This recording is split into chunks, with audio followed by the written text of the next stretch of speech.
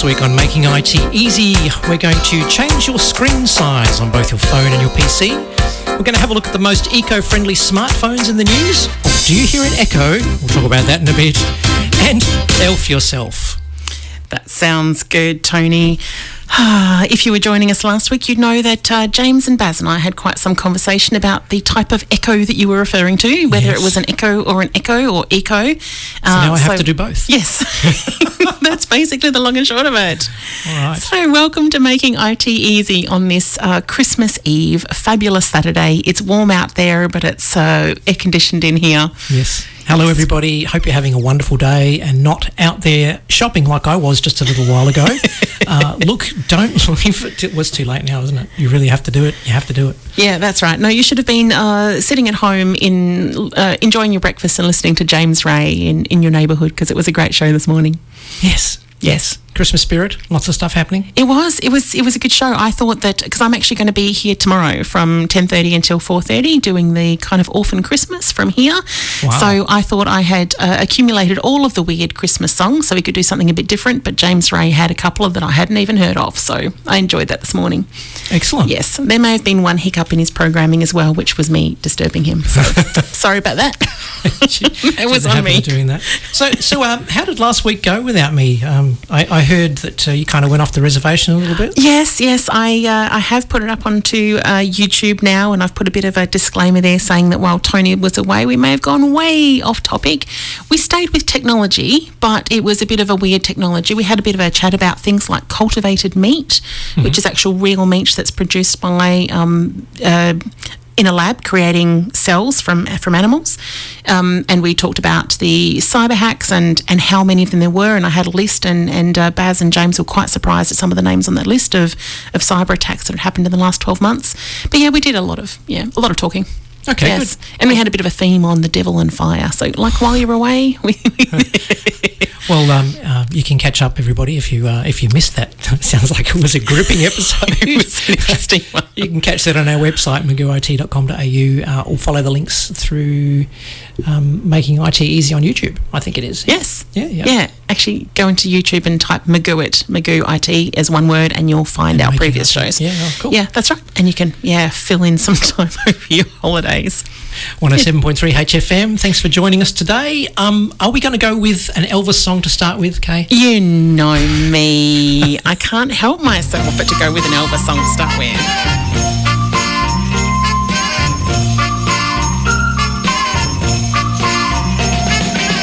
Merry Christmas, baby.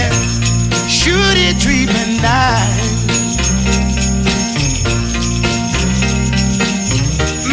Christmas, baby, should it treat me nice? You bought me a diamond ring for Christmas. I feel like I'm in paradise. I feel mighty fine, y'all.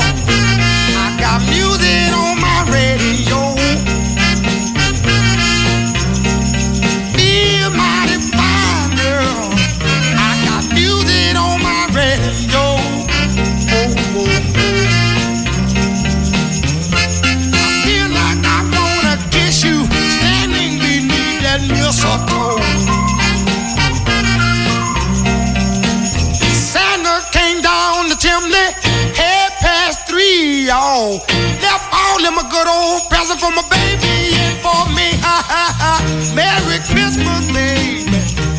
Should it treat me nice?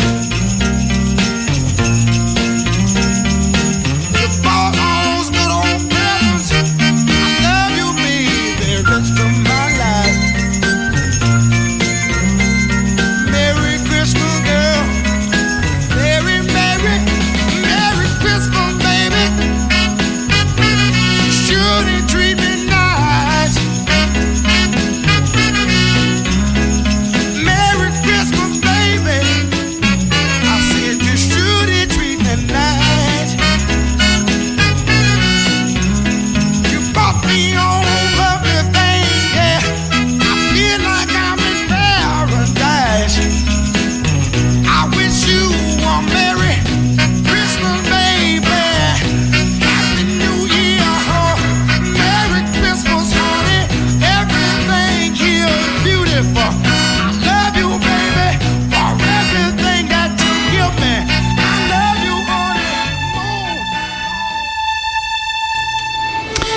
case you're like everybody else in the studio here that realised that was Otis Redding instead of Elvis, we're getting back to Elvis now. Here comes Santa Claus, here comes Santa Claus, riding down Santa Claus Lane. Blitzen, blitzen, all here's a reindeer pulling on a rein.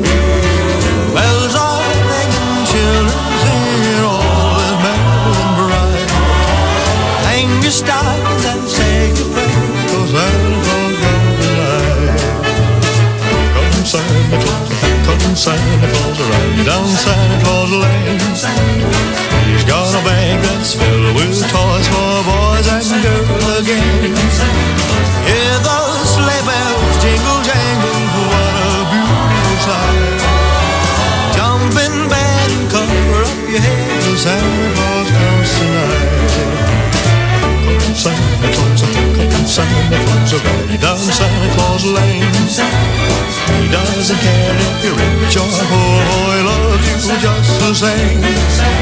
Santa knows that we're God's children, that makes everything right. Fill your hearts with Christmas cheer, 'cause Santa Claus comes tonight. Oh, well, Santa Claus, come Santa Claus, right down Santa Claus Lane. Come around when the chimes ring out, it's Christmas morn again. Peace on earth will come to all if we just follow the light. Let's give thanks to the Lord above, 'cause Santa Claus comes tonight. 'Cause Santa Claus comes tonight.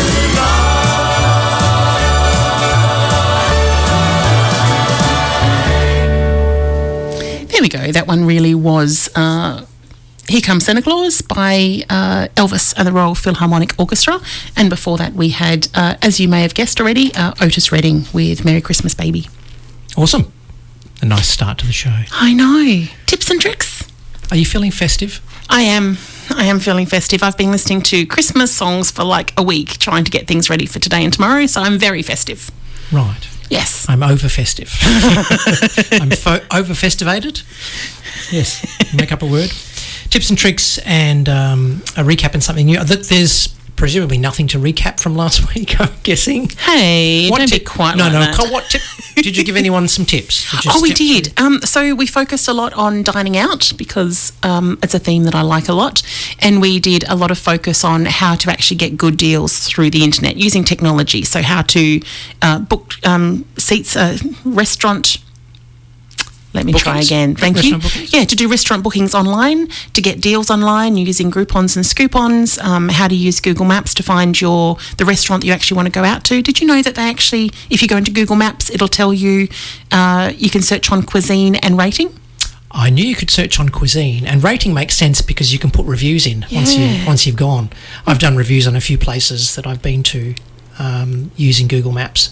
And they come up and Google sends you this little warm and fuzzy, 3 months later say, 923 people looked at your review. And, it was kind of nice. That was interesting too. Around the room, all of us agreed that reviews was one of the most important factors in choosing a restaurant to go to, and none of us had put a review in on any restaurant. Oh, I went through a fad a few years back. Yeah. Because Google keeps reminding me of the reviews. Of course, because you've done it already, it wants to let you know. But I kind of got bored. Yes. Okay.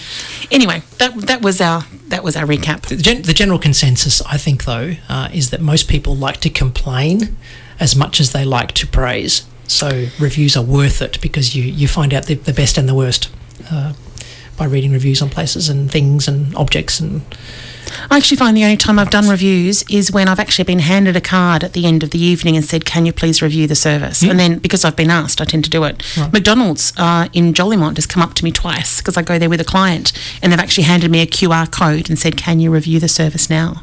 Wow. All they need to do is offer a free drink, and then it'd be quite a good idea. Free drink or a small chips. Yeah, that's it. Do you want fries with that? Okay. And so you talked about using Google Maps and a couple of other things like you talk about the Ubers and stuff? Or? Yes, we did indeed. Okay. Yeah, we did the DoorDash and the Uber. Yeah, catch, so we did achieve something. Catch last week's show notes and a recording, if you like, off YouTube. So what are we going to do this time for tips and tricks? I imagine you have a plan. I like to have a plan. Changing the screen size is something that I'm noticing as I'm getting as I'm getting a little bit older, I'm finding it a bit hard to focus. Is this for the phone or the tablet or the computer? All of the above. Right. So, like, it's a bit of a misnomer that when you say changing the screen size, you're not actually changing the size of your screen. You're changing the size of the objects that are shown on your screen. Fair enough. Be it text or the pictures or the icons and that kind of stuff. So yeah, if you're anything like me, your eyes are constantly changing as you get older, and you might find a little bit of magnification necessary. But I'm kind of at a point now where I don't really need glasses for short distance. I do need them for driving, but when I'm working close up on things, I'm finding that it's just that little bit too small. So if I make the icons or the text bigger, that resolves my problem without having to get glasses or without having to put my glasses on, even though I have them for backup purposes. So this is kind of an intermediary thing you might want to play with on your devices. I went to go and visit our friend Shirley the other day. Shout out to Shirley if she's listening. And as I walked in, she's got the keyboard with the big keys and the screen was magnified. And it's like, wow, this is awesome. Yeah. Yep. Yeah. So you can makes your life so much easier. You can, and of course you can get bigger screens as well. The combination of a bigger screen, talking about external monitors for your computers, not so much on your mobile devices. I mean, you can get adapters and things, but obviously having a bigger screen and having a larger text and stuff on the screen can really help in a lot of ways. I know a couple of people, wink, wink, nudge, nudge, that have actually used a HDMI cable to attach their PC or their laptop to a big TV. Like a TV that you find on the side of the road that somebody's throwing out because they don't need it anymore, and then you stick it there as a massive second monitor or a monitor, and it's amazing. It's okay as long as you don't need to do any fine detail stuff. If you're looking at photos or videos, that kind of stuff, it's not so bad because the resolution doesn't need to be razor sharp. Right. But when you're typing text, after a little while you notice the text is a bit fuzzier. Okay. So it can be a bit of an eye strain trying to focus on that. And, can you imagine a 65-inch TV sitting in front of you on your desk? It's a bit crazy. So there's a sweet spot. Something around the 24 to 30 inch is a nice size for a screen. And, of course, there's curved screens that they're doing now. Yes, and the sweet spot for the curved screens is 30-inch. So, these are all physically changing your screens, whereas what I want to talk about in the tips and tricks is changing the definition of what is shown on your screen through some settings that you can do. Okay. So, most people in the world have Android devices when it comes to mobiles, so I'll talk about... Really? Yes. Generally, they're cheaper, so... they have a larger saturation of the market. You didn't happen to know what stats are roughly? Look, I did. iPhone versus Android. Can you ballpark us? It's like 80-20 or something stupid like that. Oh, really? It's huge. Yeah. Oh, I thought iPhone had much bigger. I'll check it out during the next song just to be sure. But no, the iPhone, the people that have iPhones are great. There's nothing wrong with them. But because the entry-level Android phones are so much cheaper... Yeah. And of course, you're talking worldwide. So when you're talking about all the countries around the world, not everyone's going to be iPhone. I think China is very high up in the Apple space. Yes. I thought you were going to say the opposite. No, yeah. I've got a Xiaomi, and it's like, why would you have an Apple if you're in China when you can have a Xiaomi? That's why Xiaomi came out, to compete with Apple. Yeah. Try and win back a slice of that. But yeah. Anyway. Okay. We digress. Yeah, we do. See, this is what happened last week. But at least we're digressing with tech. Excuse me. All right. So with the Android devices, remember I harp on about how to get into your settings by swiping down from the top of the screen. Generally resting your finger on the top and swiping down will bring up the first level of settings, and then there's usually a cog that you can tap on to go into settings. Yes. Alternatively, you might have an icon in your apps tray called settings. So look for something that says settings to get you into settings. And in the Android space, we want to look for a setting in the main level. I'll do it on mine just so that I'm telling you the truth. Something called display size and text.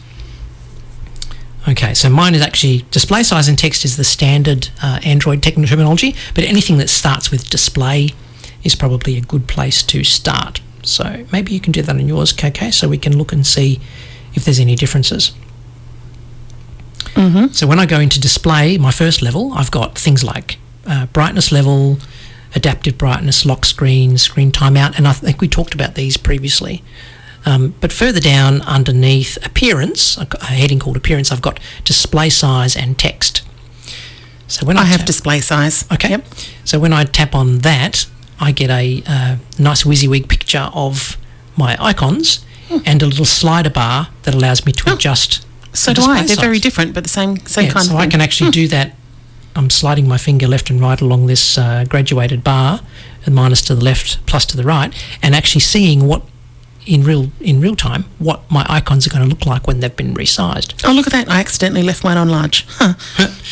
I've also got this thing called font size, so I can play around with that, and it changes the fonts, the size of the fonts underneath the icons as well. Right, so keep in mind that if you're doing that and you've got a page full of icons and text on your home screen, they may not fit anymore, so I might start bumping things across to the next page. So this is not destructive. If you do this and you don't like it, you can just click on the little arrow in the top left-hand corner, breadcrumb, to take you back out. Or you can come back in here and just change it back to the default settings. And I think mine's got 4 graduations, so mine's got 3. You might have more or less. But just, generally they'll have it in the middle-ish. Yep. Play around with it. Most people won't want to go to the minus unless you've got a large screen. Some 6.5 inch or 6.8 inch screens have more real estate on it, so you might want to make better use of that by putting more icons on. But generally, I think if you want to have like 4 icons across the screen, that's probably aesthetically pleasing enough and not too small so that you can actually make sense of what's going on. But you can, of course, change that to 3 across the screen and play with those. So there's font size and display size. Display size changes everything, and it looks at your icons and stuff, and then the font size specifically looks at the text. Okay, and if you change the font size to something bigger and go into something like messaging or your emails, you'll notice that your text size gets bigger. Right. There's also a thing called bold text. Mine's got a little slider called bold text, and if I tap on that, it makes all the text bold, which is a kind of a nice way of augmenting and highlighting the text. Yes. Right? You might find it too much. Yeah.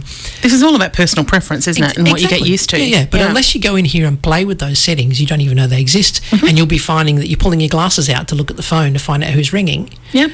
When you don't need to, if the text is big enough, you'll be able to see it, which is wonderful. Down the bottom of all of these things, there's a reset settings option generally, or it might be up the top, where you can just I've totally muffed this up. I want to go back to the beginning, hit reset, and it will just take all the settings back to the default. And then you can play around with them again. Yep, that's nice. And it's not detrimental to what you've got on your home screens. So it'll put everything back the way it was. If it spills over to the next page, it will suck them back to the previous page, and everything will all be okay. There's one other point I want to make about this, and this works in the Android space, and I think it does with Apple as well. If you're in your messaging app, for example, and you've got a message open, you can pinch and zoom. I was going to ask you about that because I've done that by accident. On the actual message itself to make it bigger, right? And it will remember that setting. So it's the same as you going into the display setting and sliding the slider across. Oh. It'll make that the default setting for that. Oh, that's clever and annoying all at the same time. All at the same time, yeah. So that's kind of useful if you're looking at a long thread of messages that you've got through, and you might want to just zoom in on one part of it. You can kind of do that. Or if it's a really long thread, you can pinch to make it smaller so you can see more of it on the screen. Yeah. So that's, you might actually do that by accident, and if you figure out that you have done, that's why pinch and zoom kind of works across the board with a whole bunch of spaces in that area. So that's Android. Let's take a break. Excellent. As we apologise to James, who said that we shouldn't be accusing him of not taking our techiness seriously. I never said such a thing. And you were in the driving seat anyway, Kay. Oh, so I get the blame. Right. He's in New Zealand at the moment. Yeah, he was walking along the beach yesterday. Yeah. What's the temperature in New Zealand, I wonder, too? I know, we'll find out during the break, I imagine. Let us know, please, James. Yeah. We are going to Reindeer Rock by the Sportsman. Have you heard of it? Never. Have I heard of Reindeer Rock? By the Sportsman. No, I don't think I've heard the name or the band. But anyway, go on. Here we go then. Oh, Dunder gonna rock, Blitzen gonna rock, Dancer, Prancer, Dasher gonna rock, see the reindeer rock, see the reindeer rock. They used to play it square, but now they're hipped up there. See the reindeer rock, rock, rock, rock, rock, watch the reindeer roll.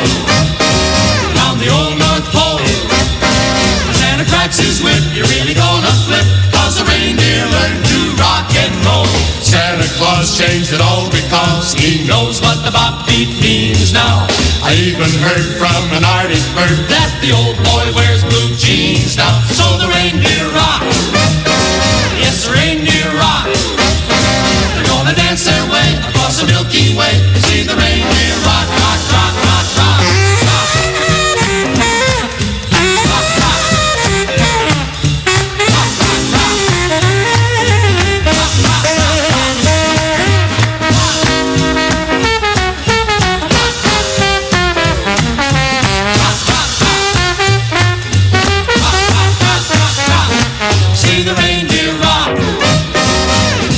As they twinkle toe down through the falling snow, rock as they ricochet, roll as they roll the sleigh. Rock, rock, rock, rock, rock, rock, see the reindeer rock.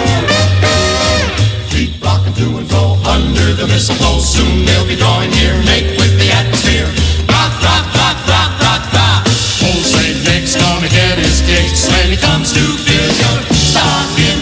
When he starts to climb, they'll be keeping time. Hey, reindeer rock, rock, rockin', see the reindeer rock. See the reindeer rock. They're gonna jitterbug across the moonlit rug, right down your block. The Santa fills your sock to make a real blood clock when the reindeer rock, rock, rock, rock, rock, rock, rock, rock, rock, rock,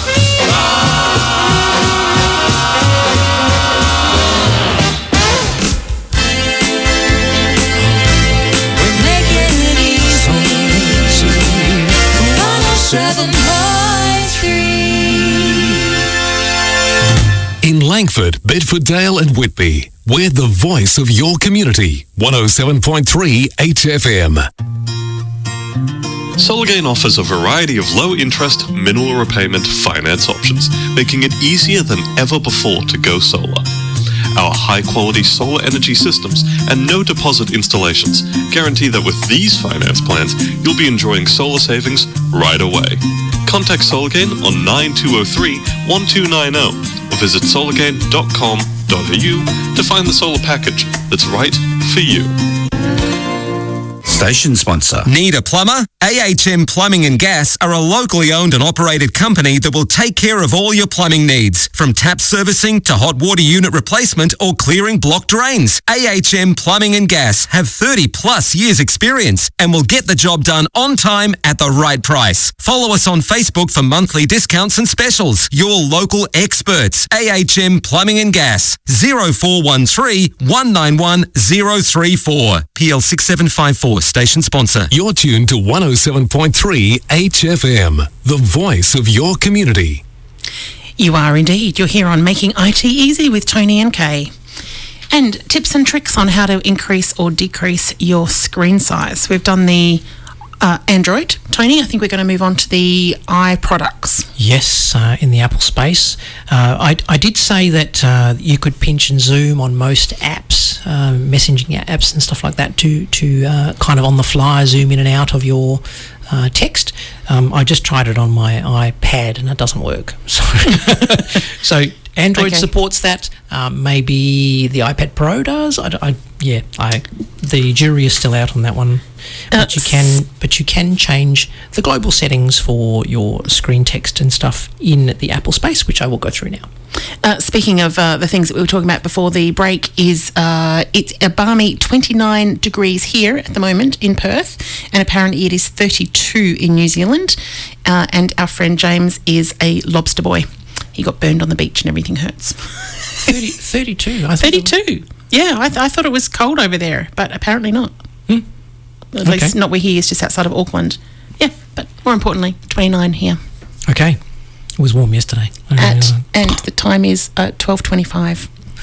We're meant to do this according to our rules. We're meant to do the time and the thing, and I forget to do it, so it's 12:25, people, just in case you missed it. Okay. Yeah. Okay. So in the Apple space, we're talking about changing the size of the things that you view on your screen, the actual physical screen size. So with Apple, you go to the settings cog, of course, where everything is adjusted in the Apple world. You go to settings and scroll down to display and brightness. On my iPad, which I presume will be the same as most people, I'm running the latest version of the iOS, the Apple operating system. If you've got older iPads and iPhones, it may be called something slightly different. It might just be called display, but look for something display and brightness or whatever. Display-ish. Yes, so when I click on display and brightness, it opens up a pane on the right-hand side, and I've got things like my light and dark appearances. So remember we talked about light and dark mode? Yes, that's right. A good combination, using dark mode and bold text and larger fonts is a really aesthetically pleasing way to look at your screen. Still don't like the dark mode, but I know that you do. You like bright craziness, that's okay. Yep. Scrolling down, there are a couple of options for adjusting sizes. There is a thing called text size, and there's a thing called bold text. So bold text is available also on the Androids, and when you click on bold text on the Apple device, you can see straight away. Okay, see that? Everything just becomes super bright. Why wouldn't they just do super bright? I guess because not everybody likes it, like the black and white. Well, when you've got your text size small, and then you have and then bolded, it's kind of muddly. Yes. What's the word I'm looking for? It's difficult to look at those things. So anyway, when you tick on text size, there are many graduations. There's got to be at least 12 different settings there. So if I make it huge, it really is huge. Yes. Which is great, but less stuff fits on the screen. Absolutely. But if you have a real problem with your eyesight, not able to zoom in on things like that, you pretty much don't have any option but to adjust it. And then if I go the other way around, all the way down to small, you see how that with bold looks a little bit difficult. Yes. I don't quite like that as much. So when you take bold off, not as crisp. Yeah. So we need to add this to Mental Note, our show notes, just before the 1st of April, so that people can go into their friends' iPads and change the screen size. No, the best trick I ever did, and I've been in this game for 35 plus years, change the keys around on the keyboard. Oh man, they generally pop off. You drop just pick like two, the A and the S or something. the two that are right next to each other that people always stuff up anyway. Just swap those two over, and that's just anyway. Great April Fool's joke. So when you go into those two settings in the Apple space, you can adjust the text size. You don't have the ability to adjust the size of the icons on the screen in the Appleverse. However, you can turn on an accessibility setting, and then when you do that, you can zoom in on part of the screen. Maybe we save accessibility settings for another show. So you can make them really, really big, and you can adjust the zooming. It's like a magnifying glass. Exactly, yeah. So in the settings, accessibility zoom settings, you play with those, and you can set up 3-finger gesture. So you double tap the screen with 3 fingers, and then it brings up like a lens, like a magnifying glass, and you can just move this magnifying glass around the screen to have a look at. That's genius. The areas that you want, right? So they do that, but they don't actually let you adjust the size and stuff of your icons on the screen, like the Androids do. But that's the whole thing about Android. Android is generally more customizable. Apple stuff just works because they don't let you muck with anything. But horses for courses, and depending on your technical ability and how much control you want to have over that. Yep. So Windows. Yes. Should we go into Windows? Yeah? Yes. Okay. Windows. Let's do a quick song. All right, we'll do just a song. Okay. We're going to do Santa Claus is Coming to Town by Frankie Valli and the Four Seasons. Oh, I like Frankie Valli. Yeah, I know you do. Santa Claus is coming to town. Santa Claus is coming to town. You better watch out. Better not cry. Telling you why. Santa Claus is coming. Santa Claus is coming to town. He's making a list, checking it twice. He's gonna find out naughty or nice. Santa Claus is coming.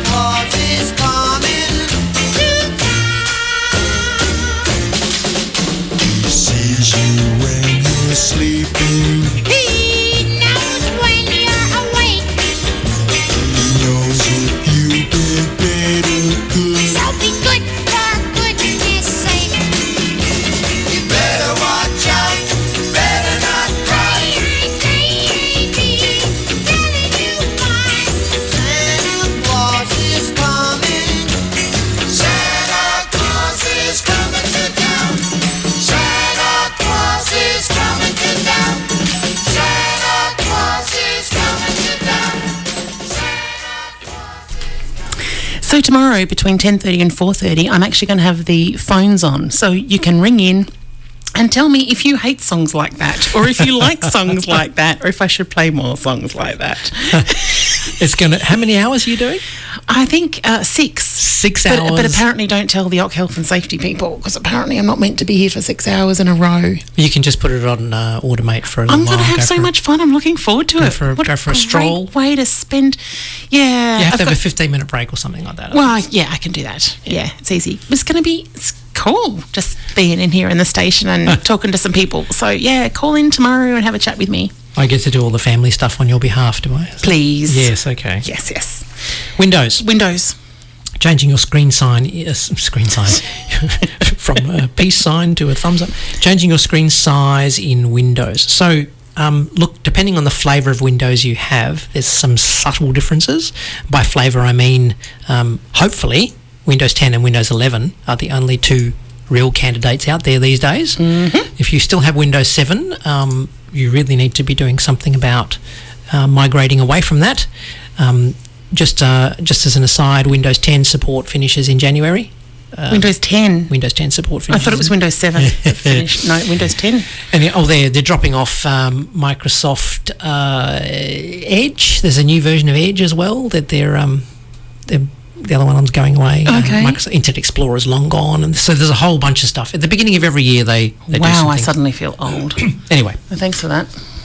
You should be updating your tech every 4 years anyway, I think, just in generality. So Windows, to adjust your screen settings, as I mentioned, there's slight differences. What you might find works really quickly and easily is just put your mouse on the middle of the screen somewhere where there's no icon and right-click, and there's probably an option there that says display settings. Excuse me. And if that takes you directly into the display settings, great. If not, you know how Windows has this little search place where you can type down the bottom of the screen next to your flag. Left, yes. Windows 11's in the middle. Oh, right, okay. But yeah, down the bottom of the screen, you've got this little place that you can tap to click, and then you can type some text. And if you search for display, is probably a good word to search for, in your search bar, either at the bottom or on the left. Then you've got a couple of options there. They all take you to the same place. So change the resolution of the display is one option, or change the size of text, apps and other items. Right. So anything that talks about changing sizes of things, they'll both take you to the same place. And when you click in there, you will have a whole bunch of options to play with. Okay. So there's a couple of things that I suggest you play with. One is scaling and layout options. So there's an option that says scale your device. So by default, it will be 100%. All right. So if you say 125% or 150%, what it will actually do is change everything. It'll scale everything up by that magnification factor. Okay. Right, which is great. You don't have to play around with icons, you don't have to play around with text or any of that kind of stuff. You just scale it to 150% and then everything becomes bigger. And it uses the same screen resolution on your screen, just everything is bigger. It means that your pages are going to be slightly, the view, and you open your document, for example, in Word or whatever, or your internet browser, you'll see things a little bit, smaller. You won't see as much width on the page because everything will be zoomed out a little bit, but it still will be perfectly fine and it works great. Okay. The other option is you can actually change this display resolution. All right. Now, just changing the resolution means it shows you more or less pixels on the screen. So by making the resolution bigger, by showing more pixels on the screen, it actually makes your what you see on the screen smaller, but you see more of your page. Right. Okay. And then the opposite is true. If you make your resolution less, then it magnifies everything on the screen. All right. So it's a couple of different ways of doing the same thing, but I think the scale and layout options are the easiest one because you just pick the slider. There's a little pull-down menu. If you were a photographer, though, like, Lobster Boy James, yep, he would want to have a higher resolution so he can see his photographs clearer. Absolutely. More pixels on the screen, better definition, right? More clarity, all that kind of stuff. Whereas I don't do as much of that. I do more text-based stuff, so I would have less resolution requirements. Sure. But it depends on you remember how I talked about how things get fuzzy on the television screen? Yep. The television screen doesn't have the same resolution as a computer monitor. Right, some of the TVs these days have fantastic resolution, but they're still not as sharp as a computer monitor because of the resolution displays and stuff like that.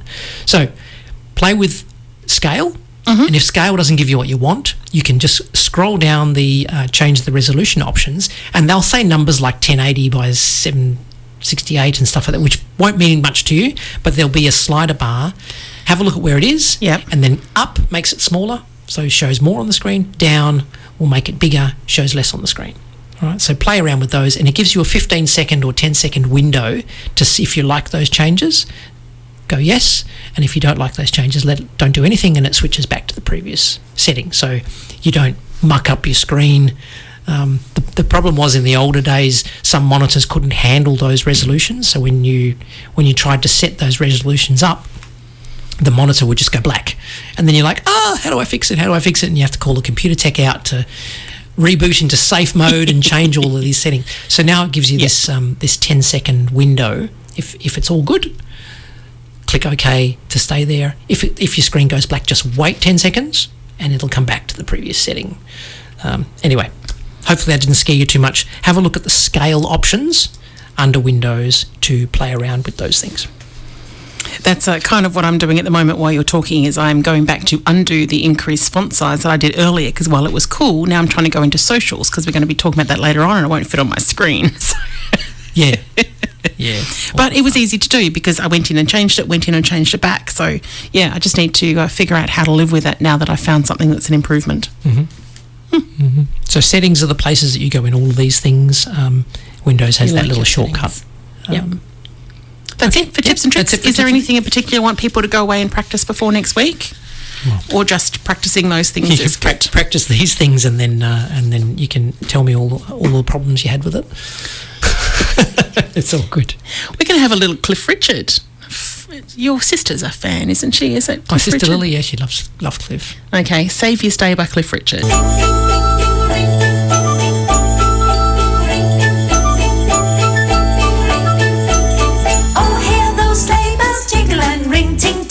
Too. Come on, it's lovely weather for a sleigh ride together with you. Outside the snow is falling and friends are calling you. Come on, it's lovely weather for a sleigh ride together with you.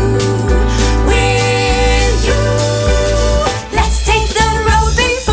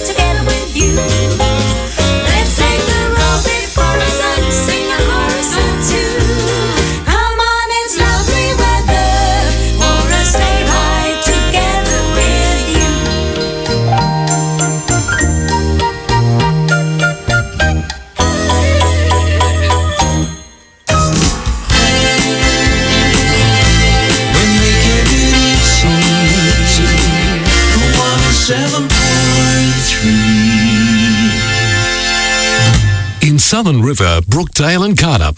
We're the voice of your community. 107.3 HFM. Your Examiner newspaper is available weekly and is filled with news, information and advertisers from your local area. Packed every week with the reports you need about local sports, real estate, motoring, entertainment and local tradesmen. You'll be kept up to date with the goings-on from the 3 local governments, Armidale, Gosnells and Serpentine Jarrahdale. The Examiner has a proud reputation on its commitment to reporting news that is relevant to you. Station sponsor, the Examiner newspaper, available free every weekend.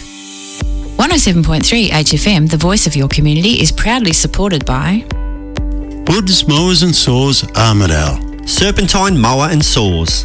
The Byford Harness Club. Become a corporate member and support the voice of your community. Go to the webpage heritagefm.org for email details or to find out more. Hey, this is Moana Mayatrix from local band Moana, and you're listening to 107.3 Heritage FM, a local station supporting local artists.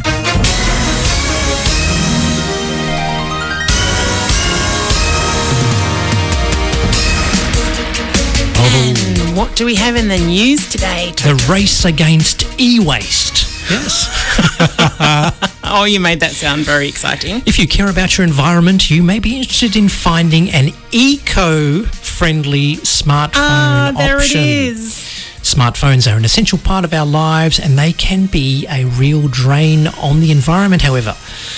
The mining and production of smartphones uses energy, water, resources, and we are just damaging the planet. And think about it, just about everybody that's old enough to hold one has a mobile phone, right? We're talking a lot of them. Fortunately, there are some eco-friendly smartphones available on the market today, and I bet you never really thought about that when you went out to buy your flagship or whatever phone you decided certainly on. didn't. Mm-hmm. These eco-friendly phones are made from sustainable materials and they use energy-efficient components that minimise their overall environmental impact. And it's like, oh, yeah, really? Mm-hmm. So they're also designed to last longer, so you don't have to replace them as often. All right. So that's the kind of general gist. So what is the most eco-friendly smartphone on the market? Glad you asked. Yes. What's the most eco-friendly? Well, if you live in Europe, helpful. There's a company called Fairphone. Fairphone, they've got you covered. Fairphone's a company based in Amsterdam, and they make ethical and sustainable smartphones. They're committed to making phones that are good for people and planets. And their product is designed to last 4 years. The goal is to make the world's first ethical and sustainable smartphone. To do this, they focus on sustainability and they also look at fair working conditions. So you can imagine some companies might be using less than fair working conditions to keep the prices down, of course, and all those kinds of things. Yeah, so absolutely. these guys are trying to do the right thing by everyone and everything. Mm-hmm. They work with suppliers who meet with their same high ethical and environmental standards. They include the use of conflict-free minerals, fair trade gold. There's a lot of gold and platinum goes into the electronics that make up the circuit boards and the chips and all that kind of stuff. So they look at those things. So these are little mini details that you don't really think about. I'm looking at you with my eyes raised. And they also make sure that these suppliers provide fair wages and safe working conditions for all of their employees. They also go above and beyond in their phone design. All right, so this is the kind of where the end user looks at. They have replaceable parts. So they're kind of plug and play modular stuff that's been available in computing industry for years, right? You have a motherboard, you have your CPU, you have your graphics card, the various bits and like you can't generally replace or you don't generally repair component level stuff, although you can, you tend to swap boards out. Whereas phones, because they're so small and integrated, it's very difficult to have that modular design. But Fairphone are doing that to have replaceable parts, so you can easily repair or upgrade them instead of buying a new phone. So, you know, if you can get longer than 4 years out of something by replacing or upgrading a component or two, then why not? Overall, it means less waste, a longer life for your phone. And they also tout themselves about, tout the fact that they're using recyclable plastics, and all of their packaging is made from recycled paper. So there's nothing shrink wrapped or any stuff that's not 100% recyclable. It's a great way to make a positive impact on the environment, and good on your Fairphone for doing that by reducing their waste and using recycled materials.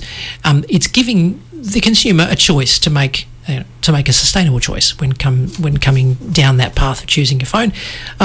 And you can be sure, breathe easy that you've done your bit to do that. So, having said all of that, Fairphone being a European company, great. They do ship to Australia.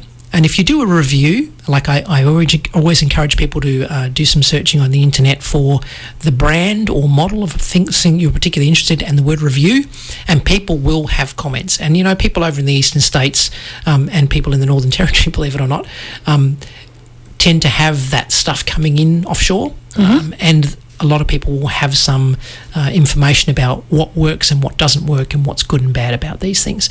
You need to be 100% sure they're compatible with the Australian mobile networks, because the technologies of the networks vary slightly around the world. But, Xiaomi have done it for years now. They've made sure that they're compatible with the Australian GSM networks, etc. So I'm pretty sure Fairphone will be okay, but it's worth doing some reviews before you're shelling out the dosh to make sure.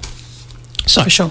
For the rest of us, Apple and Samsung, they're also doing their best at reducing the resource hit when producing phones. So Apple, they're working towards carbon neutrality, and their aim is to be self-sustaining by 2030. That's not so far away when you think about it. In the next 8 years, at the moment, they've got solar farms and all that kind of stuff on all of their stores.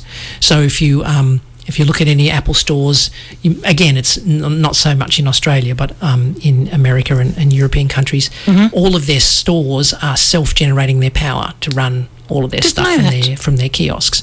So now they're going that one step further to make their production looking at that kind of stuff. So every new iPhone, with every new model, with every new year, they're shrinking their carbon footprint year by year. And they're making a percentage difference. It's like a 7 or 8% difference every year. The key areas that they're focusing on is the design of the device to try and make it more economical to produce and easier to use and longer lasting. They look at the production process, things like shipping. Shipping can be huge when you look at the cost of and the infrastructure of fuel and all those kinds of things. The end user recycling, so they will take back old phones and strip them down to their bare components and reuse the gold and platinum and various things like that. And obviously recyclability, so they're cardboard cartons instead of plastic and things like that. Samsung, not to be outdone, are also doing their bit, and they are suggesting that they will be working towards a 2025 goal to reach their eco-conscious initiatives. So recycled materials, eliminating plastic from packaging.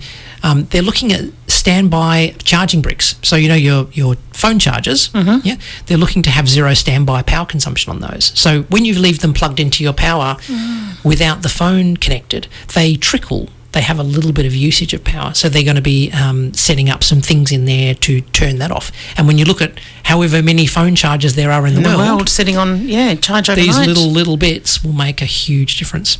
They're looking at zero waste to landfill, and obviously their product life cycle and designing the optimizations to try and make them better. Having said that, they're the biggest two players out there. Motorola and Google are also doing and working towards similar goals, and you should consider those if you're looking for some eco-friendly phones. All right. I'm surprised and delighted that they are doing such a thing. That's come as a bit of a shock to me. And that's good to know.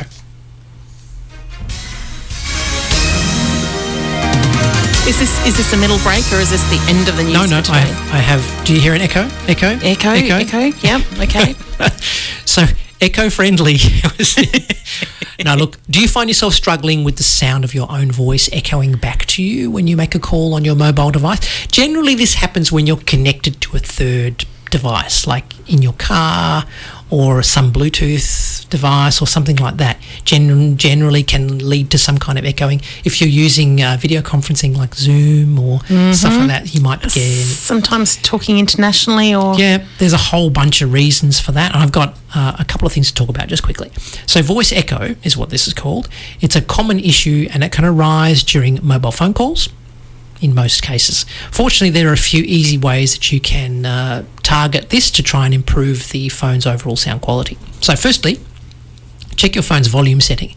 If it's too high, it can reflect on surfaces that you're around. So if your phone's on speaker, for example, it's sitting on a desk and you're next to a wall, any sound gets fed back through the microphone, because the microphone and the speaker are very close to each other on such a small device, and so that can cause feedback and echoing.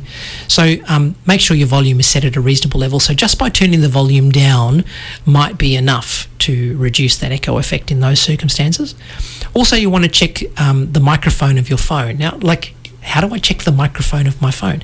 Make sure it's clean and free from obstructions. Find where your microphone is, all right? Do some recording, and you can tap on your phone with your fingernail around the areas to find out where the microphone might be. Usually there's a little pinhole.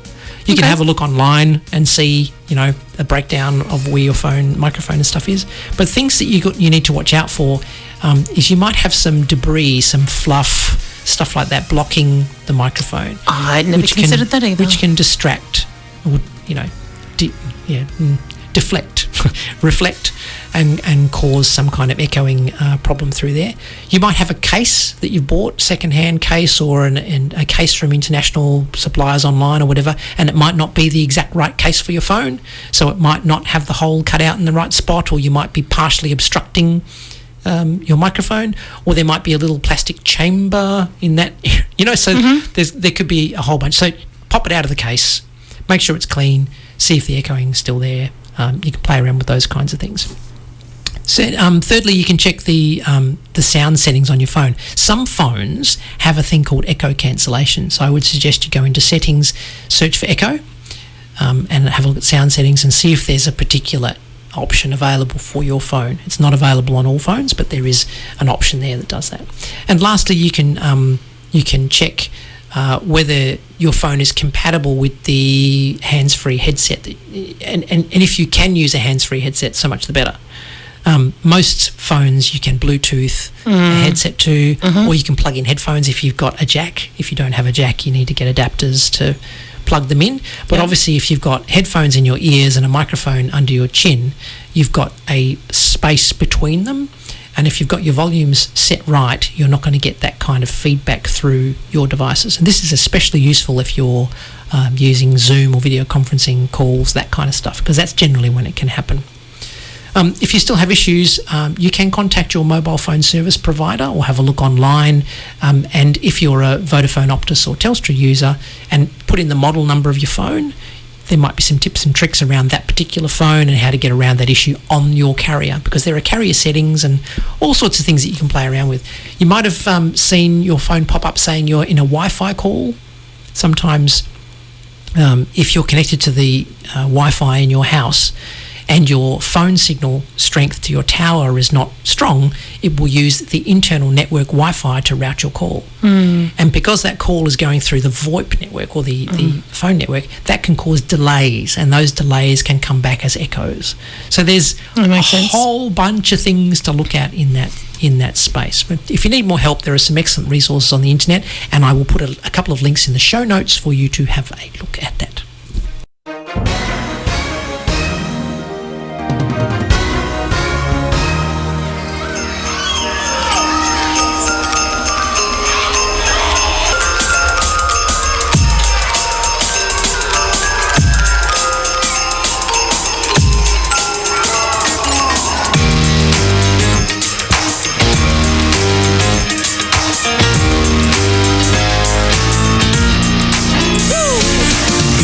Child, you better not cry. I say you better not pout. I'm telling you why, yeah. Santa Claus is coming to town. Making a list and checking it twice, and he's gonna find out who's naughty or nice, yeah. Oh, Santa Claus is coming to town. He sees you when you're sleeping. He knows when you're awake. He knows if you've been mad or not, so be good for goodness sake.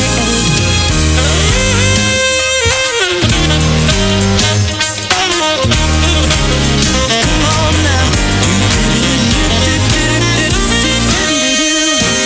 You better watch out. You better not cry. You better not bow. I'm telling you why. Santa Claus is coming to town. He sees you when you're sleeping. He knows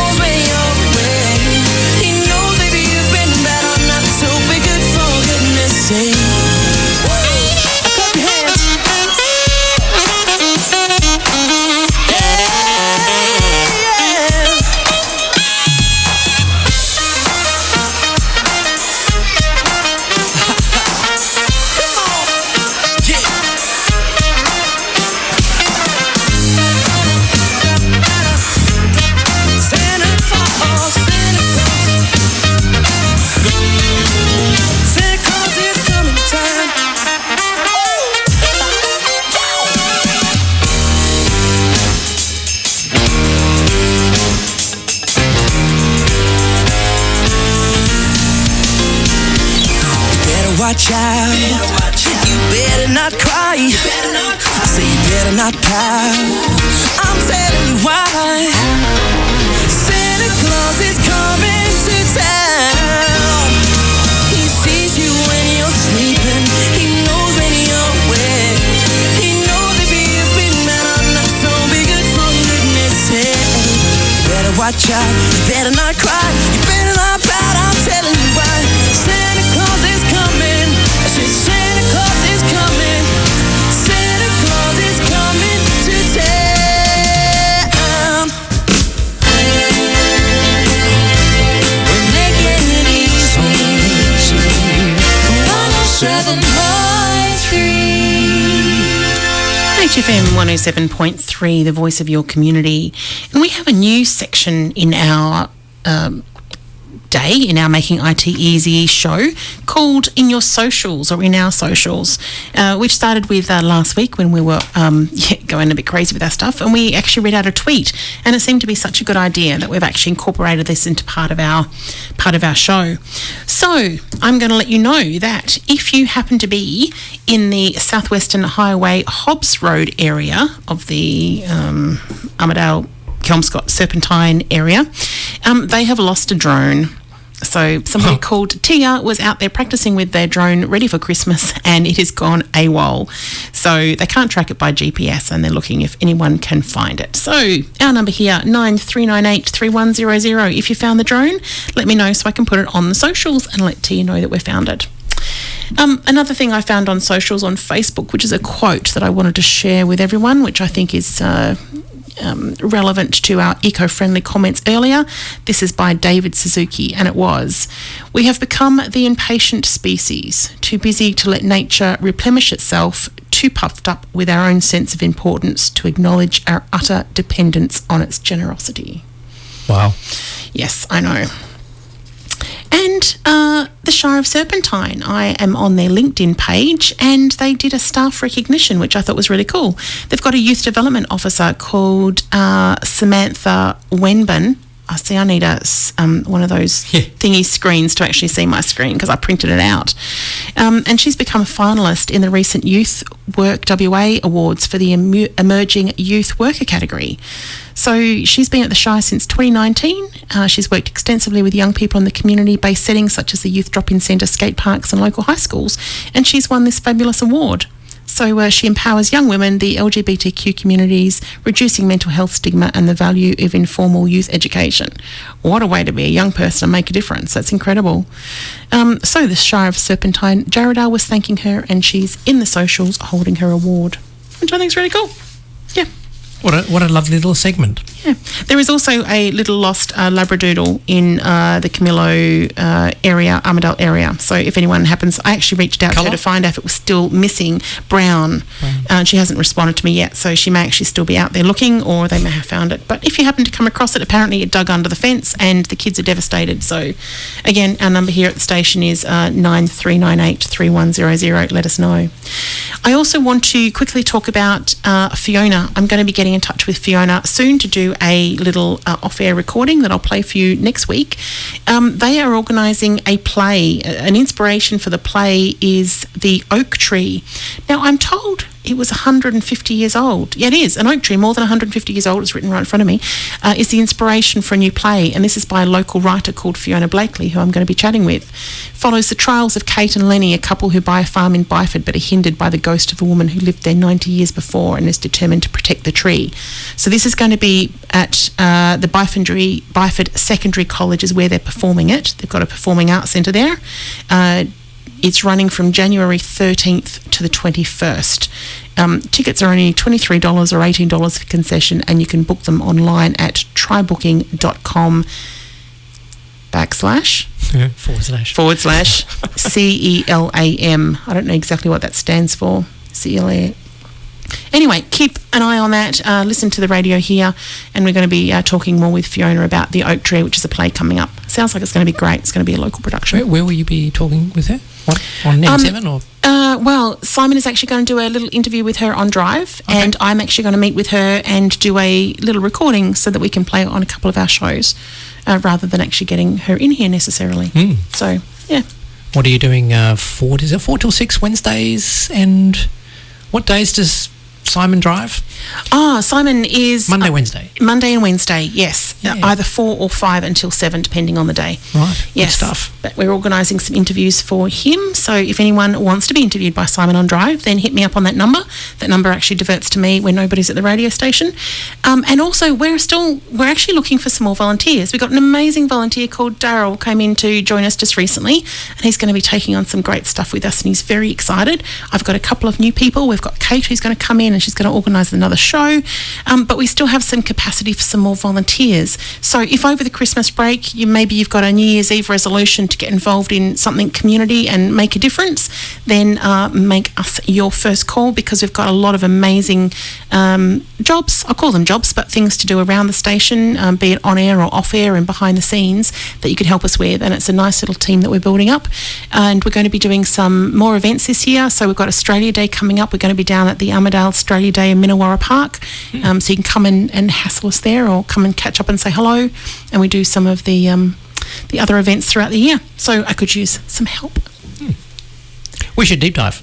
Oh, we should probably do more songs before we deep dive, but I got distracted with all that. How about before you do the song, we'll just introduce the deep dive topic? That would be great. So in an age where technology is an ever-growing part of our lives. Yeah, it is. Yes. One of the best uses of tech is to keep in touch. Yeah, this is very true. Very true. And keeping in touch with your loved ones, or people that you feel you have to keep in touch with. Exactly. And especially when we're over boundaries, so, over borders, other parts of the world, etc. So there is an abundance of communication tools available today. And it's a fairly easy way to stay connected with your family and friends no matter where they are. So what I want to do just in this deep dive is touch on the video conferencing options, the instant messaging options, social media posts and groups, and email and e-cards. Ooh. So these are some things that we can just touch on, especially over the Christmas holiday season, so we can keep in touch and see how we go. That's a great idea. I love it. We've got Bing Crosby and David Bowie doing a duet. Oh. You know this one? I do.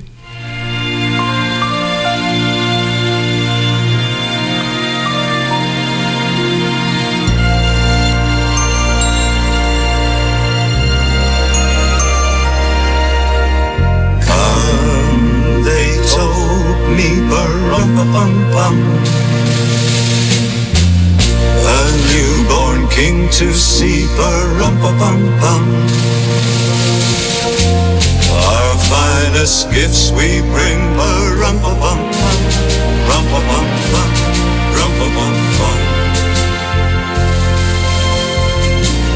peace on earth, can it be? And years from now, perhaps we'll see the day of glory. See the day when men of goodwill live in peace again. So peace on earth when we come.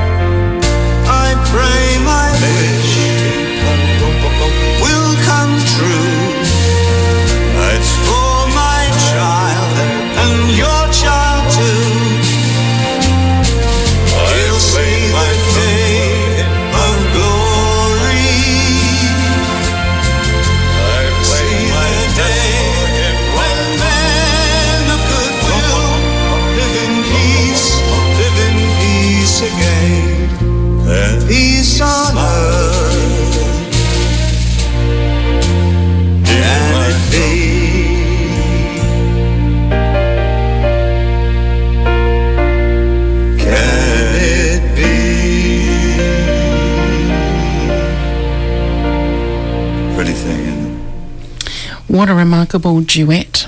Peace on Earth. and Little Drummer Boy by Bing Crosby and David Bowie. It's one of my favourite songs. Like James Ray was saying earlier on, we need some of the old stuff because it makes it feels us all warm and fuzzy. Yeah, but we'll have some other stuff in there as well, like Grandma Got Run Over by a Reindeer. Oh, please. You can do that, you can do that on Christmas Day. I'll do that tomorrow. Christmas Day is tomorrow. Deep dive. Dive. Some general notes and questions and comments about this deep dive, which remember I mentioned video conferencing, instant messaging, social media groups, emails, e-cards. They basically, we're talking about multimedia, yeah? Okay. So technology gives you the ability to send voice, live picture, videos, photos, text, right? These are all of the multimedia facets that we're able to transmit via electronic means. Good point. Yes, which is fantastic, sense. right? Yes. But there's a bit of overlap in functionality with these apps now. So WhatsApp does more than just text. It used to be a phone replacement calling service. Yeah? Skype. There's a lot of overlap in functionality. So when I'm mentioning things down here, don't just assume that I've missed something because this app might do more than one thing. The other thing is, what do you need to use these particular apps? There are some technical requirements. You have to have a microphone, you have to have a camera if you want to do video conferencing. So most devices have those things built in, but your PC might not. If you've got an older PC with just a normal screen, you might not have a video camera, a webcam. Fair enough. Right? Yes. Sound cards are built in, microphones not necessarily. So there's these things, modern stuff these days. Any kind of laptop will have all that stuff built in, ready to go. Yeah, and your mobile device as well, but not necessarily a PC. So good point. You need to consider some of these things, especially with the older tech that you might have lying around. So video conferencing. The technology's it's been around for years, right? And it was big in business in the earlier days, where you would have mobile offices and you'd be able to communicate between the offices using video conferencing, right? So you'd sit around the boardroom, and back in those days, it was more audio conferencing, where they would have a microphone at either end of the table kind of thing, and people would kind of just talk around that sort of thing. Then they introduced a camera that sat in the middle, and now it's fantastic, the stuff that they can do. They've got the big, huge screen projection things, and with all the stuff with COVID that's happened, people are actually working from home. They've got these, huge screens and stuff. And they brought it into the office. So you'd be sitting in an office, and instead of a window, you've got a 65-inch TV screen, and that's your portal to the world. Yeah. So it's crazy. But, you can do all of this stuff on your mobile devices. So video conferencing, that technology is giving you the ability to do face-to-face conversations with anyone, regardless of where you are in the world, as long as you've got an internet connection. I hadn't considered the possibility of, like going back to our previous conversation, hooking the HDMI cable up from your laptop to your TV, and then having somebody Skype. So somebody who's not part of the family or who isn't there for the day comes and, sits at the, a table as a monitor for, and joins in for Christmas. And often we'll have meetings, in the business world. Yeah. You'll have meetings and you'll phone in for the meeting. But instead of phoning in, you use Zoom or whatever it is, or whatever, and you can have whatever kind of monitor you've got set up. If you're having a family Skype call, I'm using the term Skype now. Not many people use it anymore, but that used to be the standard that everyone used. You could sit on the lounge, put the laptop in front of you, project your HDMI cable onto the big screen TV. The laptop's just there as your little bit of tech to do the bits and bobs and to have the built-in camera. But then you can all sit on the couch and have a conversation with the television, and the people can do the same thing wherever they are. But for this Christmas, if you're not set up for that, it doesn't have to be that involved. It can just be a mobile phone on speaker sitting in the middle of the table, and somebody else who's away from the dining table can join you. Yep. And you can pick it up and pass the phone around so people can see your different faces. You can pan it, whatever you like. There's lots of different ways to play around with that kind of stuff. And you can have a group call even. 3 different families or 3 different groups in 3 different parts of the world, and you can all be tiled up on your screen in your own little window. So there's crazy things you can do with that. So apps to do that with. Zoom is obviously the popular one because it has a free tier layer, and it's only got 45-minute meeting though. But you hang up and start again. This is true. It's not an issue. You can pay a subscription to have unlimited users or whatever, but you can have 100 users for 40 minutes and then you just hang up and start again. Yeah, okay. There are other options, and if I could remember the name of the one I used, I'd tell you, but I can't. WhatsApp found favour in the world because it allowed you to make phone calls without paying money. Right, that's where Skype started. Yeah. So you had a WhatsApp account. I think they used to charge you $1 forever, and that was the thing. So the early days, but I think you pay nothing for it now. And WhatsApp has the ability to not only voice call, it has video, it has text, and a lot of people use that as their standard communication app. WhatsApp. It's got a history, everything gets backed up to the cloud, all of your photos and everything are there. It's just a fantastic way of being able to communicate and to look at previous conversations that you might have to pull someone up about something or to remember something that was said or some important information. Facebook Messenger is another popular one, and it used to just be texting, but now it also has video and you can make voice calls over it as well. So the advantage of using these guys is that they use the internet to make your phone calls and you don't pay any money for that. Yeah. Well, you pay for your bandwidth usage on whatever plan you have to be happen to be connected to, but you don't pay $1 a minute or $2 a minute or whatever it is through the Telstra phone line system. Right? Whereas if you're at home and you're calling from your Telstra landline overseas to talk to somebody for Christmas, you might still be paying whatever your original international rates are. You will so absolutely be careful about paying a lot. Yeah. So just be mindful.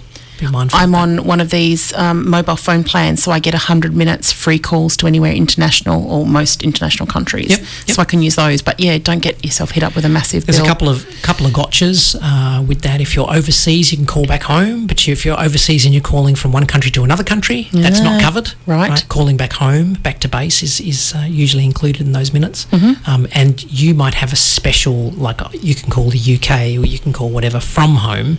But you might not be able to call Afghanistan or that's right. So just be mindful that there are gotchas in a whole bunch of stuff with communication. So if you're connected to the internet and you've got your always on NBN plan or your phone plan with a reasonably high data limit, then use that. Yes. Don't pick up the landline.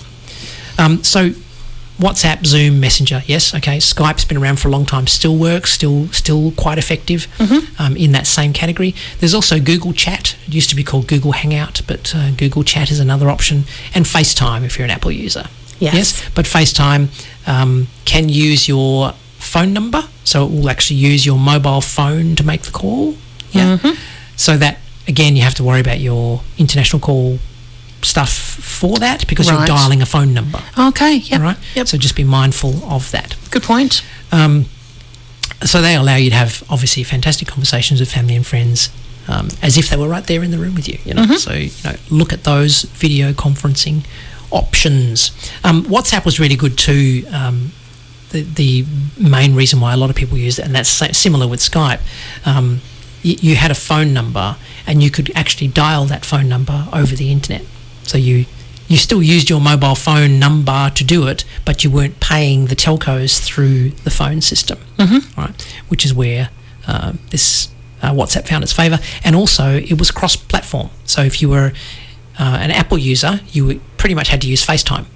Apple to Apple. But if you were Apple, you wanted to talk to Android, you couldn't do it with FaceTime. Okay. They are producing a FaceTime version for Android. They've been talking about it for years. It looks like it might actually finally happen. Okay. But WhatsApp works everywhere. And it's also on the PC now too, yeah? Yes. And you can also video call, which you didn't used to be able to do during the COVID time. Oh, I haven't used the video on the computer. So it's fantastic. Like, video conferencing, awesome stuff. Yes. This is a particularly appropriate song, which you may not have heard before. This is a Christmas carol, and it's called Text Me Merry Christmas. Text me. This holiday, you'll be far away, and I'll be all alone. So please remember this December to fully charge your phone and text me Merry Christmas. Let me know you care. Just a word or two of text from you will remind me you're still there. You don't have to add much to it. One smiley face will do. Baby, text me Merry Christmas, 'cause I'm missing kissing you. Whoa. Text me Merry Christmas, make my holiday complete. Though you're far from me. Say you'll be BRB. That's a text I'll never delete.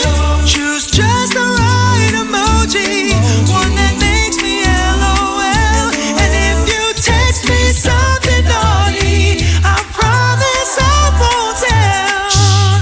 I don't care if you spell things right, I just want to hear from you tonight. Stroke those keys with your delicate touch, and type those little words that mean so much. Hi. Hey. How are you? Okay. Miss you. Miss you too. Xmas sucks without you. I know. LOL. Love you. Love you. Okay, thanks. Bye. A Facebook message isn't quite as sweet. I need more from you than just a tweet. A snap on Snapchat doesn't last, and voicemail that's from Christmas past.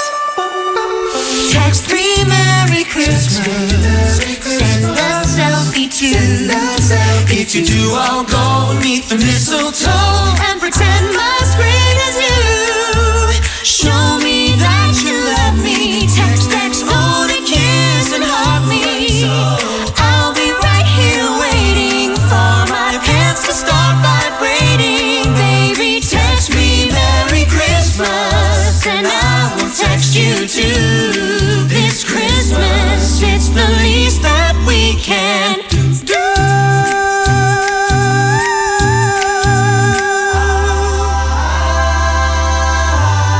Merry Christmas.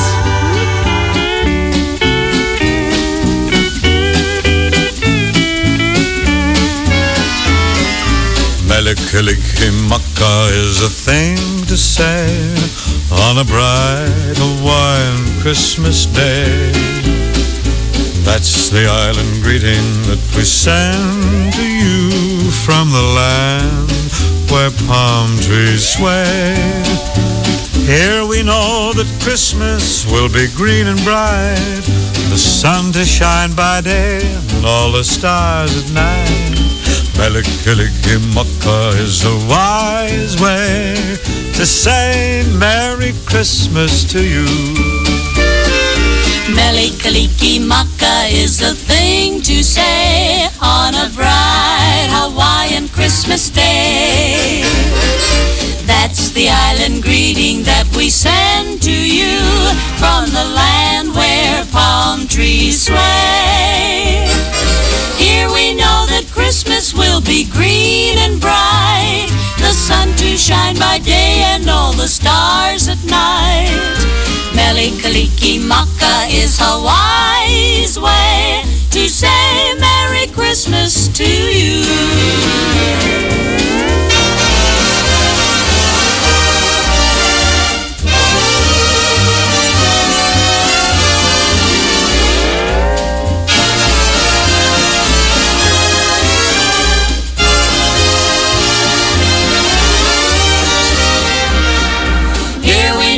Christmas will be green and bright, the sun to shine by day and all the stars at night. Melikilikimaka is a wise way to say Merry Christmas to you.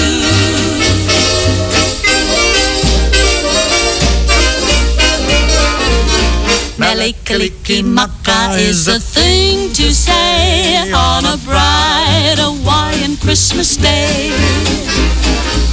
That's the island greeting that we send to you from the land where palm trees sway. Here we know that Christmas will be green and bright, the sun to shine by day and all the stars at night. Melikilikimaka is a wise way to say Merry Christmas. A very Merry Christmas. A very, very Merry, Merry Christmas to you.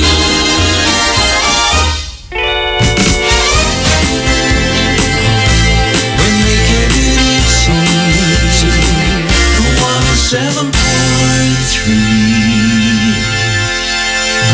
107.3. In Huntingdale, Wollongong and Oldbury, we're the voice of your community. 107.3 HFM. Next time your internet buffers, lags, or drops out, I want you to say it with me, Perth.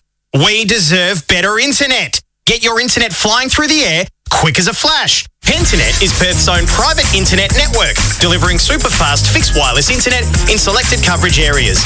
With $0 standard install for a 12-month home or business fixed wireless plan, join Pentanet and make the switch to fast, reliable, local internet.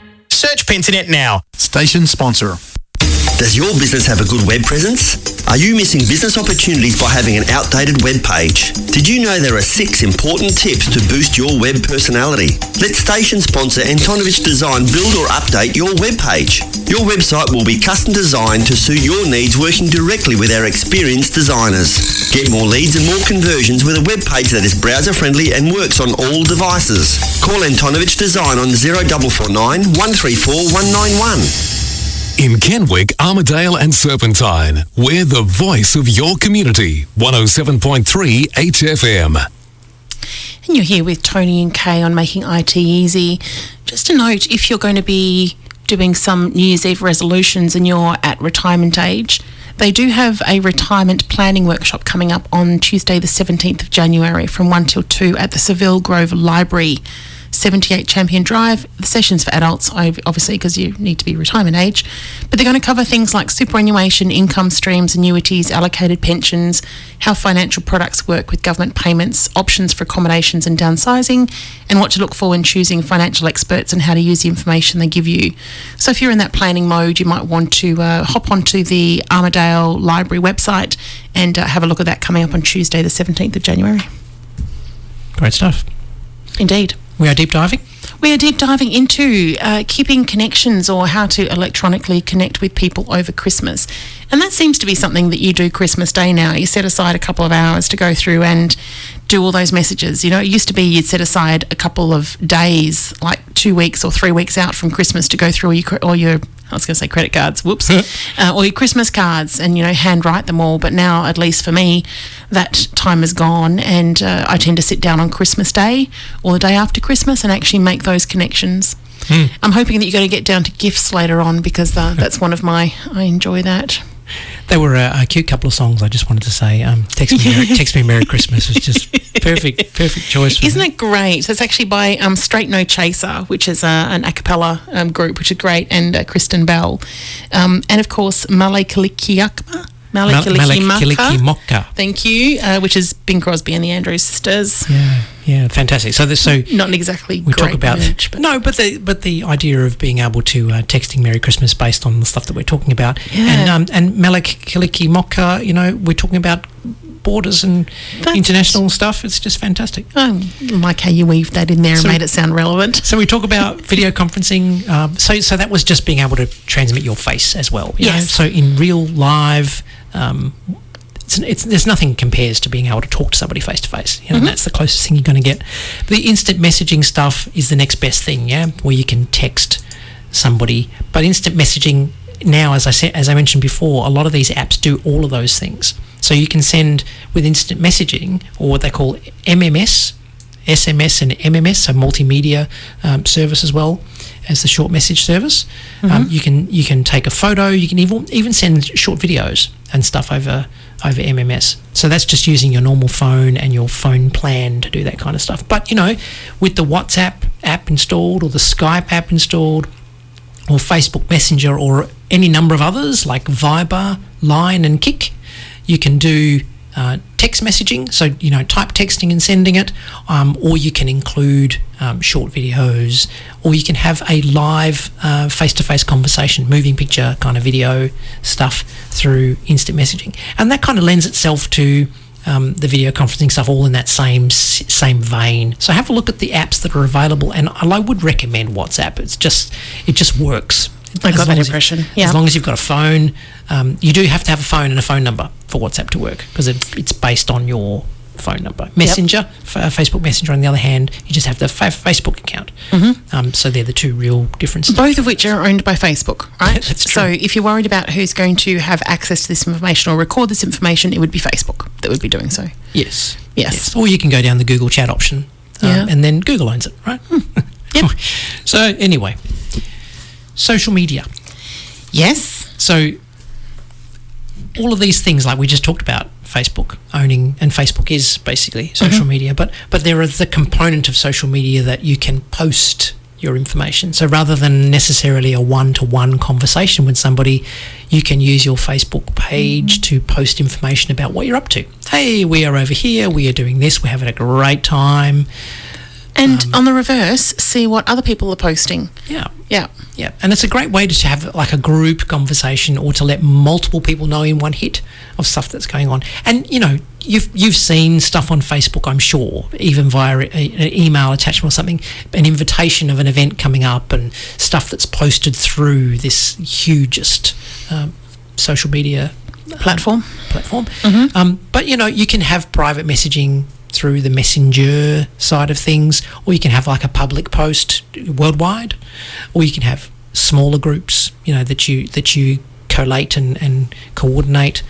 But the cool thing is you can share your thoughts and experiences. You can almost create a story, you know, like a story. And it's a good way, it's a very efficient way of getting Christmas messages and well wishes out to a big group of people very, very quickly. Because your friend group is already associated. Yes. And then you just send one message out to That's it. So hey, I can put a post out to everyone who's on my Facebook friends list and say, hey, I wish all of you a happy Christmas, or a silly happy silly season, or whatever it is, and then just hit the thing and bang. Yeah, and you can choose whether you're going to send it to specific people, to your friends, or your friends minus people, or public. Yes, you know, there minus are various people who perhaps would not be so happy about being wished a happy Christmas. Yeah, non-denominational people, stuff like that. There's a whole raft of things like that. And you can post photos, you can videos, and of course the whole idea of it is to share. Make sure that if you're going to post the family, that you have everybody's consent before you put it up and send it to the world.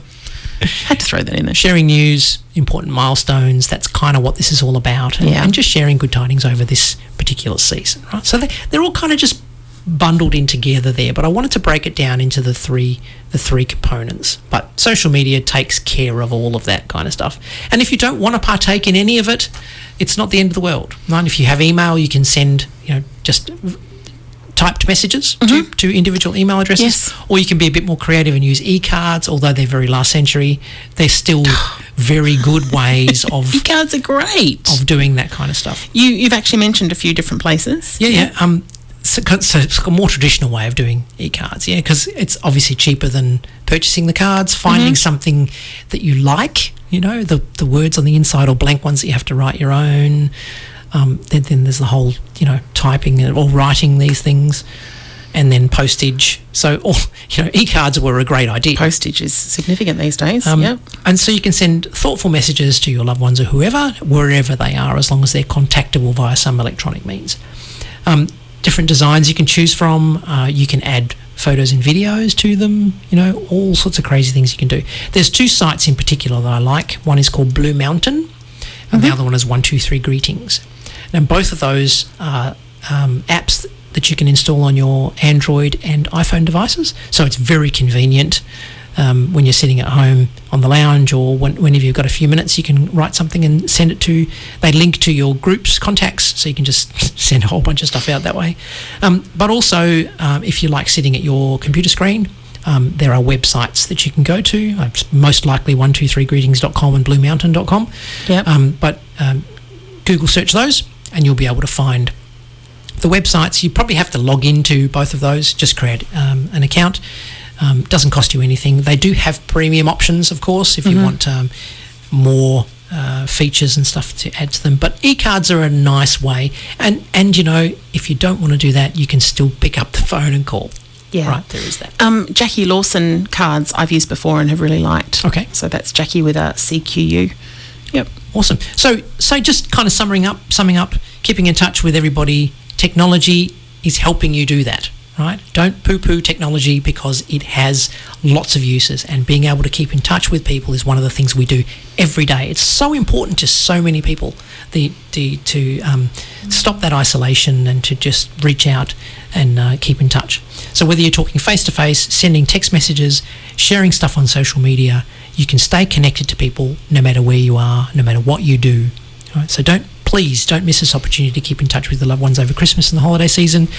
Use technology. Maybe use it to keep in touch with some people that you haven't kept in touch with before, who you'd like to. You know, go back and flick out a message to that person who you knew in year 10, or, you know, through an old workplace or something, and see if you can find them and just do a reach out.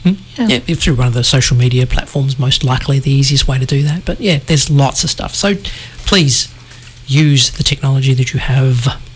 James is just telling us online that he uses a card service called Moo, so he can actually use one of his own photos, personalise it, and then the card will actually get sent to people overseas. So they actually post a tactile card with a custom service. MOO? Yeah. Okay. Yeah, so it might be a little bit late for that now, but you can get into that for birthdays and be ready for it for next year. Not necessarily too late. Well, that's a good point. Digital photo. Post. You've got a digital photo. Yeah. This actually sends a real card. Oh, right. Yeah, but overseas for you. I don't know how the postage works. Gifts. I just wanted to mention gifts. When you're sending something like a text message, or you're on social media and you're sending a message through that, you can actually go to one of your options. Tony can tell you how you do it with the right terminology, but you can select a GIF, a GIF, and it gives you a list of all these cute little pictures or moving animations that you can actually send, and that takes some of the effort out of trying to figure out what you're going to say exactly and making it a little bit boring. You can just send one of those things, and it can be, you know, Snoopy flying on a plane and sending a Christmas message, or, you know, there's such a wide range that you can actually scroll through and find something appropriate for the person. So you're talking about emoticons? No, I'm talking about the little animations rather than the emoticons. Yeah, but in the same space. When you go to the smiley faces, that's it. There's a couple of tabs or little buttons that you can press. Yeah, one of them will have animation or animated GIFs. And when you click on the GIF, it usually comes up and lets you put a search in. So you could search on Happy Birthday, or in this case, Merry Christmas, and then it will give you a whole pile of options. You can scroll and scroll and scroll forever, and then when you choose one, you just click on it and it puts it into your message, and then you can put a message before or after that if you want to personalise it. One of the apps we need to talk about one day is Bitmoji. That's that's a fantastic little. You can create a caricature of yourself, a bit like an avatar, and then you've got all these different poses. So there's, you know, a Christmas and Halloween and a whole bunch of other events that you can, and you dress yourself, you know, literally you put clothes on, whatever trend you feel like being, and then you just send that as your little personalised message, which is really cute. It is very cute. I mentioned a group called Straight No Chaser before, and they're a cappella, as I mentioned, and I'm a bit of a fan of them, and that is why I chose this song, but it also tickled my sense of humour. So this is called Who Spilled the Eggnog. It was Christmas Eve, my friends were all in town. We were singing Christmas carols as the snow was falling down. And I don't know for certain how it happened or who's to blame, but someone at that party ought to be ashamed. Tell me who spiked the eggnog? I know the culprit's here. Who brought the booze to the Christmas party this year? Tell me who spiked the eggnog? It smells like rum in here. Who snuck it in? We're gonna feel it tomorrow, I fear. The first round went down easy, the second one nice and smooth. By the third, my head was spinning around, and that's when I got the clue. So tell me who spiked the eggnog? Come on and show your face. Who brought the sauce? Look out, I'm on the case. Hey, was Randy with a flask of brandy? DR? He was by the bar. What about Ron? He was all alone. Hey, I saw Dan with a bottle in his hand. Tell me who spiked the eggnog? They've all got guilty eyes. Who's got the grog? It's gotta be one of these guys.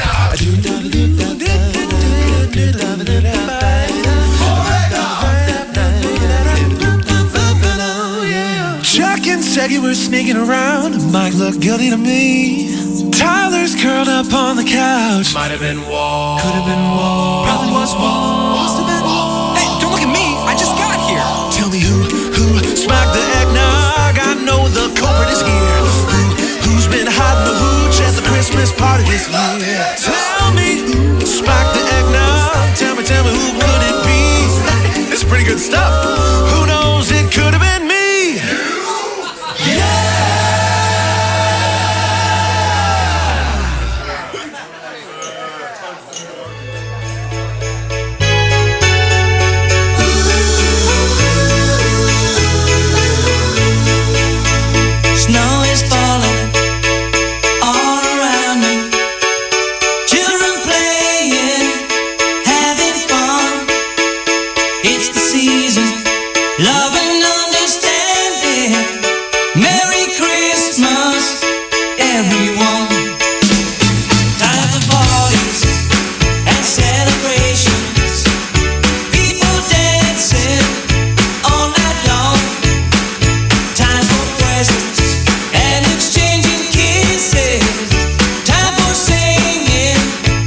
Christmas songs. We're gonna have a party tonight. I'm gonna find that girl underneath the mistletoe. We'll kiss by candlelight. Room is swaying, records play. All the old songs we love to hear. All I wish that every day was Christmas. What a nice way to spend the year.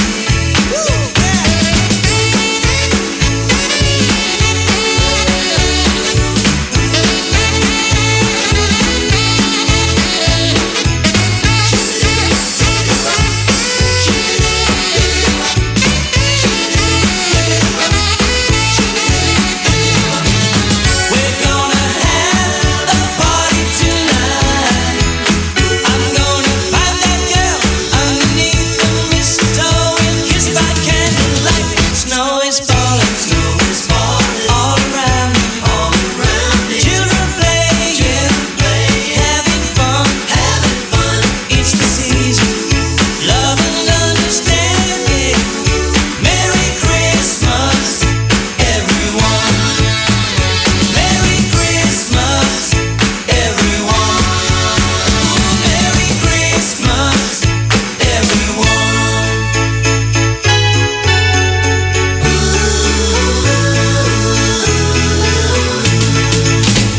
Snow is falling all around me. Children playing, having fun. It's the season, love and understanding. Merry Christmas, everyone. Snow is falling all around me. Children playing, having fun. It's the season, love and understanding. Merry Christmas, everyone. Oh, snow is falling all around me. Children playing, having fun. It's the season, love and understanding. Merry Christmas, everyone. Merry Christmas, everyone. Ooh, Merry Christmas, everyone.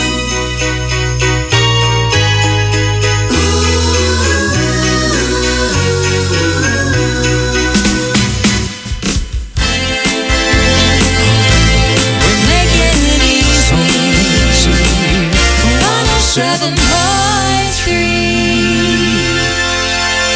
107.3. In Beckenham, Forestdale and Byford, we're the voice of your community. 107.3 HFM. 107.3 HFM, the voice of your community, is proudly supported by Irvin Bull Bars. Tony Bougie, MLA, member for Armidale. Become a corporate member and support the voice of your community. Go to the webpage heritagefm.org for email details or to find out more. What's up, guys and girls? This is the American Psycho, Lance Archer, and you are listening to 107.3 HFM. You are indeed listening to 107.3 HFM, the voice of your community, and making IT easy with Tony and Kay. A reminder that if you want show notes from this show, then hop onto the internet, magooit.com.au, and that'll take you to previous show notes. And if you follow your nose, it'll come to YouTube of previous shows. You can also drop us a message there if you have a listener question that you'd like to let us know so that we can have a look into that for a following week. Awesome. But we're going to go into a little app that you're a fan of, aren't you? Yeah, well, look, based on, following on rather, from our little chat about e-cards, what a great idea. Just create yourself a little video of yourself. Yes. Okay. I'm sure you're going to make it a little bit more entertaining than that. This app is called Elf Yourself. Have you ever heard of it before? Elf, as in E-L-F, like Elf on a Shelf? Like Elf on a Shelf, although he's a little bit risque. Elf Yourself is completely up to you, where you become the producer and create your own little video. So it's an app available on Apple and Android. So go to the stores, relevant stores, Remember Google Play and the Apple App Store, and search for Elf Yourself. You don't have to go to settings for this one. No, you don't. You can also use Windows on your PC through the browser and go to elfyourself.com. Okay, so even if you don't have a smart device, you can still do it from your PC. And basically, I've just installed it on my iPad. It's one of those things that I install every year. Do a little bit of a demo of it. It's usually got some kind of, there's a little jingle. Oh, yes. And then I delete it for the next year and then bring it back again and see what's changed. There's a little bit of advertising when it comes up. So, these things self-promote and they get their clicks from the adadvertising. So that's what you get for getting something for free. Yep. Just be mindful. Don't willy-nilly start clicking on OK or go or whatever. Because this one, actually in the top right-hand corner, says continue to Elf Yourself. So there's a full-page ad going on about some stuff. Right. So then you click on this continue to Elf Yourself and then it takes you into the app proper. If you use the Windows PC, very similar things happen, and in the Android space as well. So just be careful that you don't... Be careful where you're clicking. Yes. Where you're tapping or clicking, make sure you're going into the app rather than into some kind of ad. So when you go into the Elf Yourself main page, it allows you to create this masterpiece and publish it through Facebook, or you can just send it as a link, right? So Elf Yourself has it on their servers and it sends it as a link to wherever. So you can just send it to yourself so that you could show people on your phone or something. You could do that if you didn't want to participate in any of this media sharing stuff. You can take photo directly. So there's a middle button here where you can take a photo. So literally it will use your device. It will pop up a picture of your head or whatever you're pointing your camera at, and you can take this and then you say use the photo. And what it then does is drops this photo into an image. An elf that's got the face cut out. Yeah, that's right. Okay. So you kind of create that, and you've got some ability to center your phone. You can pinch and zoom. You can rotate to some degree if your angles are not quite right. And then the idea is you, because I've done a sideways one, which is not great. Yeah. And then you can adjust the mouth. So there's a couple of arrows, and you can adjust where your mouth is. Okay. And then when you click on next, it creates that character with your face. Now you can do multiples, so you can add another elf. Oh, look at that! You've got 5 elves you can add. So would you usually use yourself in all of those? Would you use different people? No, you can do either or both. I'm just going to take another quick shot. Presumably, so this is going to make it onto the show notes later on. Yeah, maybe. So that's a good one. That's a much better one. Yep. My case is not particularly great on the iPad, so it doesn't line up. But then you can adjust the face into its position, zoom in so you can see the ears or not see the ears. Yeah. My ears are headphones, yes. which is interesting. And then you line up the mouth. Okay, so you can create up to 5 characters. And, if you're doing a family thing, why not? And then you can add a greeting. So you can add greeting and you can customize. So you're actually sending it as a card. Customize a message, love to you all or whatever. I see. I see the connection now. Okay. I was expecting you to just do it and show people at Christmas on the day, but no. No, you create a link, and then you can go let's dance, and then you get to choose what song you can choose, and they'll give you a few that are free. And right, and then of course there's some more popular ones, so it's playing. Oh my goodness, the 2 of your faces are dancing on a sleigh as elves. Yep, in the Happy Days diner it looks like. We've come in doing the kind of You've got some cute little stockings on there. We're running around. So if you like it, you can pay some money to these people, and for $10 you get 27 dances. Wow. And literally you scroll down here if you like honky tonk or classic. You've already done the work choosing your faces and stuff, and then this classic one. That's so very sweet. The dog by the fire and all those kinds of things.